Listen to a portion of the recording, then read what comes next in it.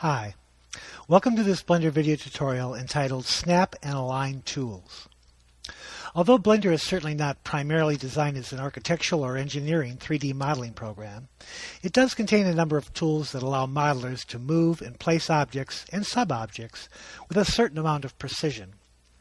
To demonstrate Blender's Snap and Align tools, I've placed in my Blender scene two plane objects, one of which is rotated to a 45-degree angle, a cube object, and a sphere object. I'm in wireframe display mode, so you can see the snap and align effect more clearly.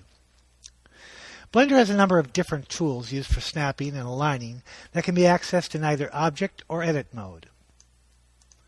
One of these is a set of Snap During Transform buttons located on the far right of the 3D Editor viewport header.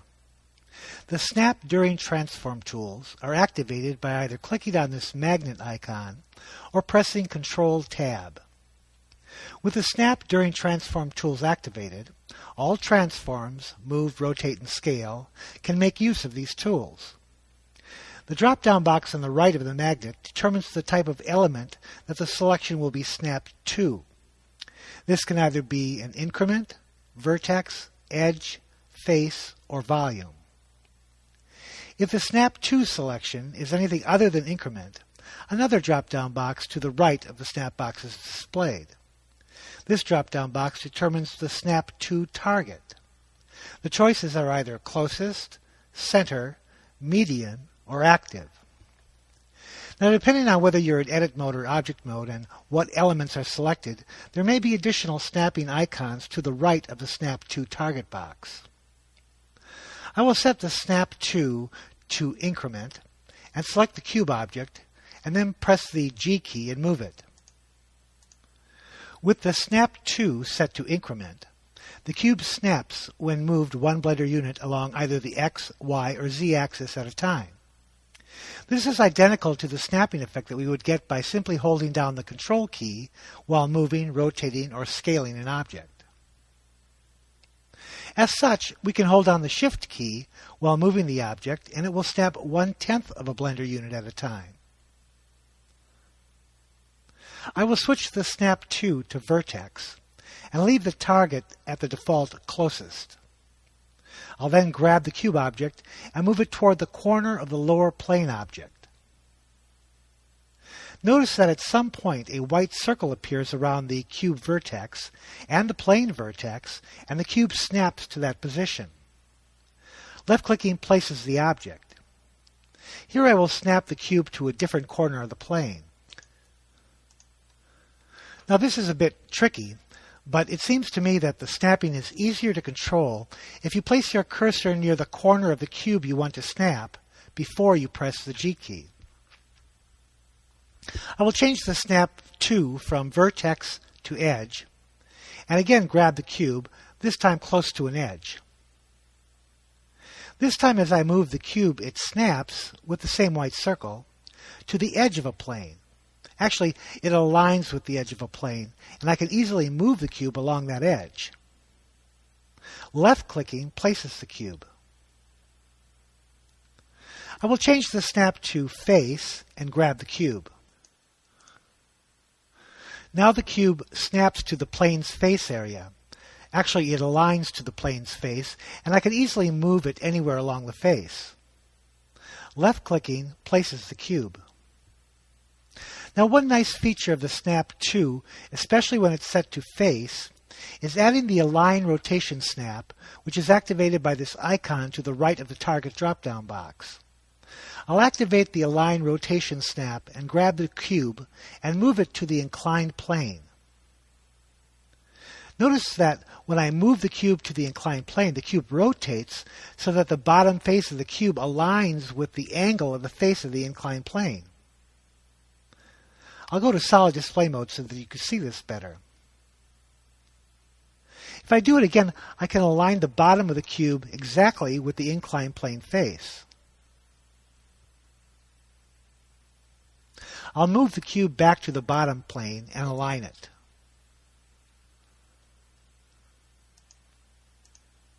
I will turn off the Align Rotation and change the Snap To volume. This allows me to snap the cube to either a vertex, an edge, or a face. Now, as you can see, this is quite difficult to control.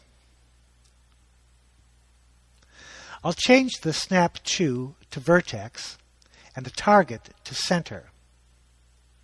I'll grab the cube and move it around the lower plane. Here the cube's center or origin point snaps to the plane's corner vertices. I found that this is easier to control if you place your cursor near the cube's center point before you hit the G key.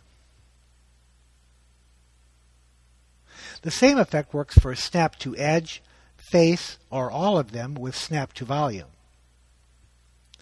Setting the target to median is the same as setting the target to center, if the object's origin is in the center of the geometry. However, when multiple objects are selected, here I'll select both the cube and then the sphere, the median point between the two objects becomes the snapping target. This also works with either the snap to vertex, edge, face, or all with volume. Setting the target to active means that the center or origin point of the active object, in this case the sphere, becomes the target that is snapped to either a vertex, edge, face, or all with volume.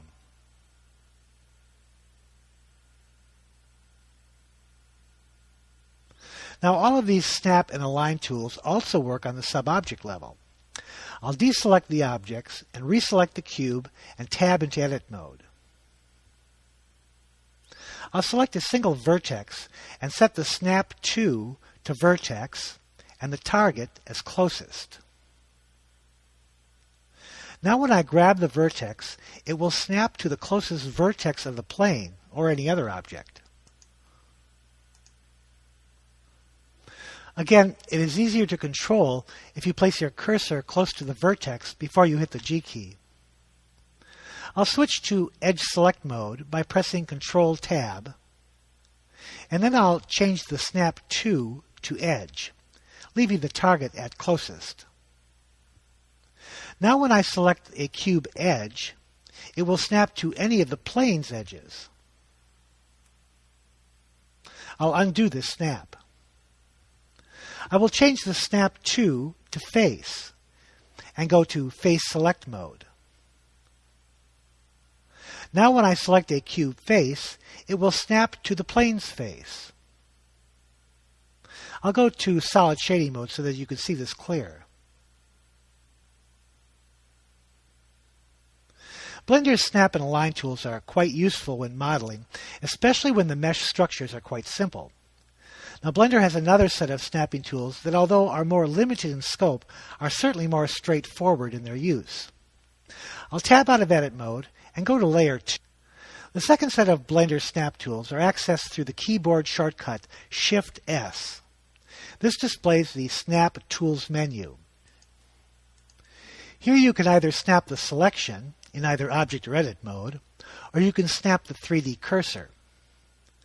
The snapping to the grid, either the cursor or the selection, is in my opinion quite limited, as it depends upon the view that you are in, and more importantly the level of zoom you're at, as the background grid changes with the advancing and retreating zoom levels.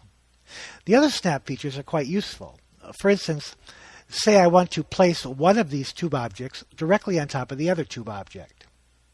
First I will select the second tube object and tab into Edit mode. I'll select the bottom center vertex. I will then press Shift-S and select from the Snap menu Cursor to Selected. This places my 3D cursor at the same location as the selected vertex. I'll then tab out of Edit mode. With the tube object still selected, I'll press Shift-Control-Alt-C, which brings up the Set Origin menu, and select Origin to 3D Cursor. This places the object's origin or center point to the bottom of the tube at the location of the 3D cursor. I'll now select the other tube and tab into Edit mode. I'll select the top vertex and press Shift-S, and from the Snap menu select Cursor to Selected. This places my 3D cursor at the top center of the tube object. I will then tab out of edit mode and select the other tube object and again press Shift S. Here I will select Selection to Cursor. Since the origin point was at the center bottom of the tube, it snaps to the center top of the other tube where my 3D cursor is located.